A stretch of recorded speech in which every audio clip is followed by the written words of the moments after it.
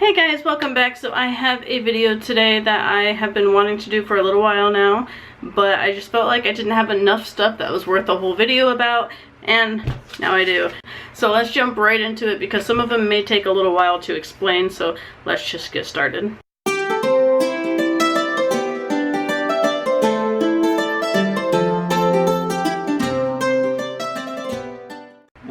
So something has been happening with Ray. We have no idea what it is. We're still working on figuring out what medically is going on. All we know so far is something is causing him to have migraines.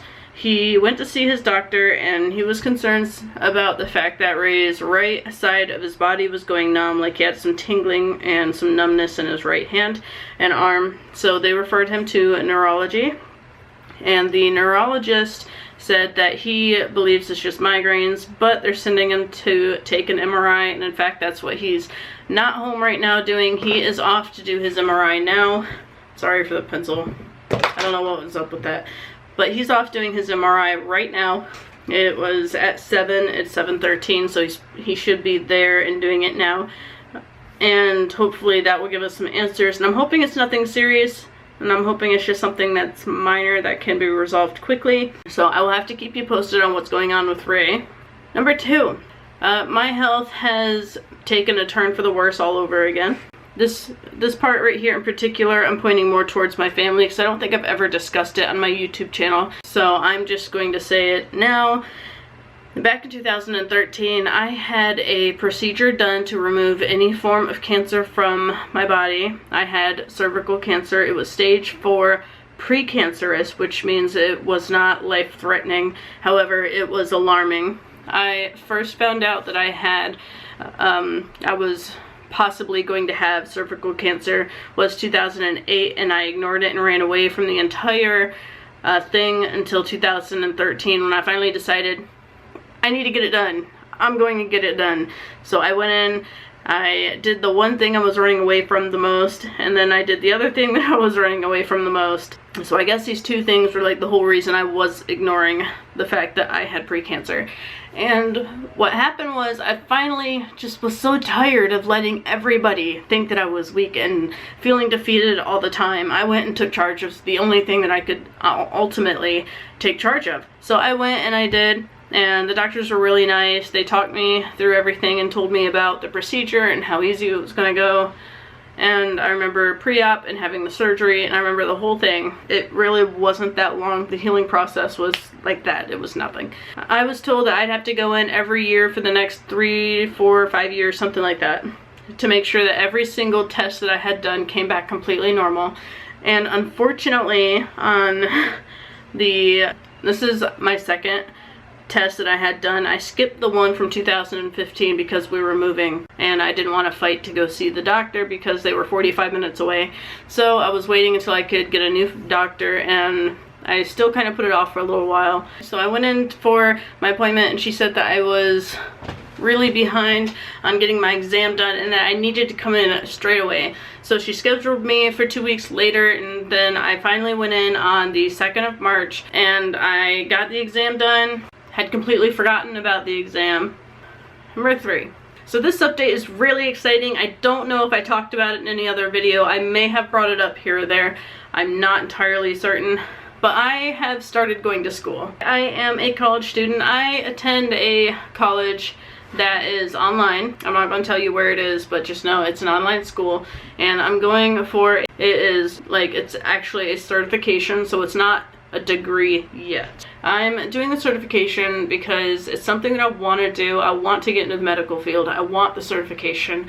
I really want to get into this whole thing, so I was super excited when the opportunity presented itself that I could go back to school. So I jumped on it like straight away. I just went in with both feet and I jumped right on it. It's a military spousal scholarship. So because my husband is in the Air Force, I qualified for the scholarship.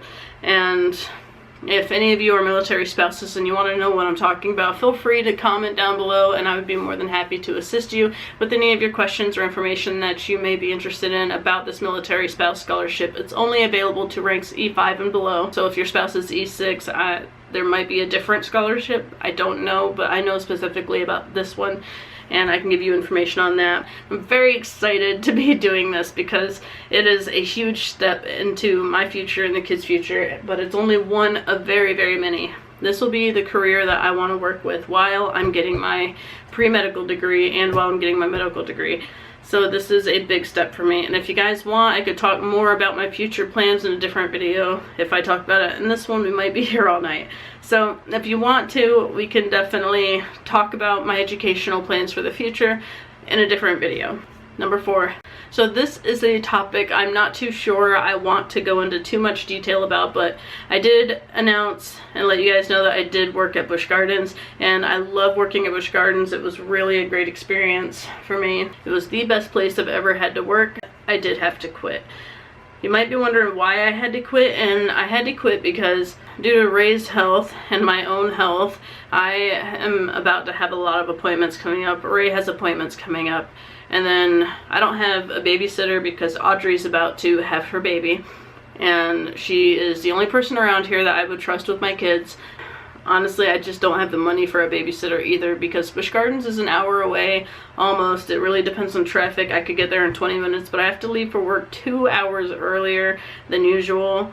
Ray has to go to work, and with Audrey having her baby, I'm not about to dump 3 more kids on her, or 1 more kid and more responsibilities, because then she'd have to wake up her kids at nap time and take my daughter to drive all the way back here to get the kids from the school bus and either drive back to her house, which she does not have a vehicle with 7 seats in it or 8 seats, so she wouldn't be able to do that. She'd have to stay here until Ray or I got home and have the kids, which means she has to make Freya adapt to not only her own home but my home as well, and that's not going to be easy. Not to mention my kids will not be quiet for her baby to sleep, and the first month I think of having a newborn is the best month to have a new baby just because they sleep a lot, so you can get a little bit of a nap in too. A little bit harder when you have 2 kids, but I think having a newborn is like the best stage of having a new baby because they sleep a lot. I put in the 2 weeks notice and I resigned respectfully. Number 5, we have only 1 vehicle again. So we were super psyched. We had our van and then we bought another vehicle, and I was so happy to have 2 vehicles at work. And then unfortunately our van no longer works. The brakes are out, and that's a $650 fix. But considering how bad the brakes are, there's a lot that would need to be replaced because the brake fluid is leaking. The brake, I forgot the specifics, it's been months since I heard it all, but the brake fluid is leaking. The brake shoe and pad and all that stuff is completely saturated in fluid.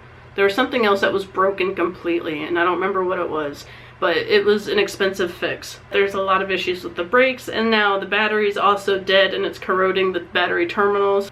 Rather than putting all the money into the van, plus it has to be shampooed, and the entire engine just needs a flush. It's at about 160,000 miles for a 97 Plymouth Voyager, and so we have to scrap it.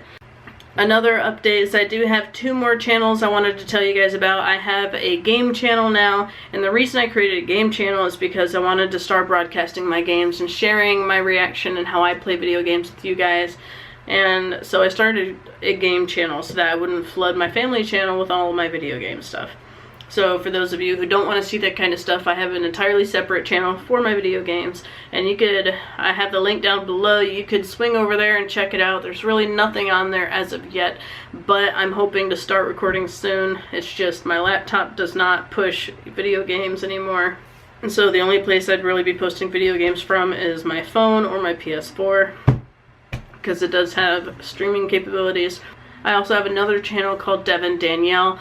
That channel is mostly for videos about me. Stuff where you won't see the kids, stuff like this, the updates, and it's just more of a me channel, more personalized. Because I do go out every now and again, more so often within the past couple of months than usual. I do go out without the kids from time to time, and most of the time when I go shopping, I go out by myself just because it's easier, it's less stressful, and that's like the #1 thing that we all want. So, or not really want necessarily, but something we all need. Well, I really hope you guys liked all these updates. If you have any questions, concerns, comments, or anything that you want to say, just leave it down below. Don't forget